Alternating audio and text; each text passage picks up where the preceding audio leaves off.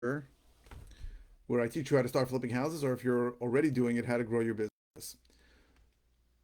I think that worked. Welcome to the Bigger Flip Show. The mistake I'm seeing a few times with students before they get to me that I correct right away is that they are attempting to market to the wrong list.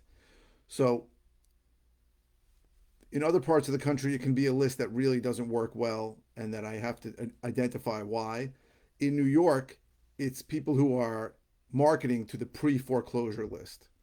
And the reason why that's not a good list in New York, there's really three reasons. The first is it's probably the most active list that anybody uses. So newbies that are brand new in the business are, pounding that list hard. And you don't want to compete with a lot of these people who don't know what they're doing, or even people that do know what they're doing. Number two is there really isn't the urgency in New York for pre-foreclosure that there is in other places because foreclosure takes a very long time in New York. And the third is that people in pre-foreclosure in New York are going to be solicited by a lot of attorneys, and those attorneys are going to tell them to not sell the house. So they're going to believe those attorneys a lot more than they're going to believe you. And what happens, because foreclosure can take much longer than a decade in New York, people don't believe me when I say that, but it could take over 10 years. And right now with the COVID moratorium, it's taking about 15 years. It could take 15 years. People are being told by attorneys, just don't sell the house. I'll keep you in there for 10 years. You're better off waiting. So it's not a good list to market to. So I have a student who was only marketing to that list, wasn't getting any good leads for almost a year. Came on with me. I got him a new list. It was much better, and he's already getting better leads and is going on appointments.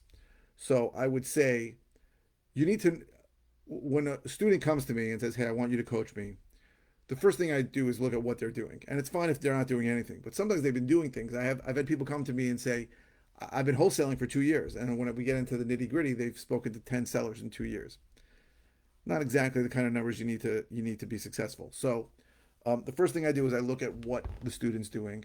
And if they've been spending time or money on marketing and they haven't had any success, which is very common if you don't know what you're doing, I can put you on the right track. There are lists in other parts of the country that also are not good because of specific legal issues with other states.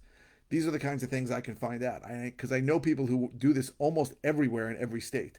So I'll call them and I'll say, I have a student who's marketing to the, just for an example, code violation list in X county, and they'll say that's not a good list because their records suck and they don't really enforce the code violations there, that kind of thing. So it's specific to whatever you're doing and wherever you're doing it. This is the kind of help that I give to my students to put them on the right track. So if you're interested in getting on the right track and being able to get your first house under contract to flip, within 95 days, and you don't want to use a lot of your own money or you don't have a lot of your own money, then I'm happy to talk to you about it.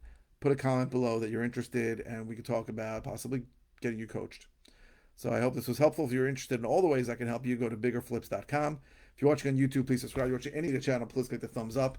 The likes really help the algorithm. And please keep the comments coming with your questions. I really want to answer them and help you in any way that I can.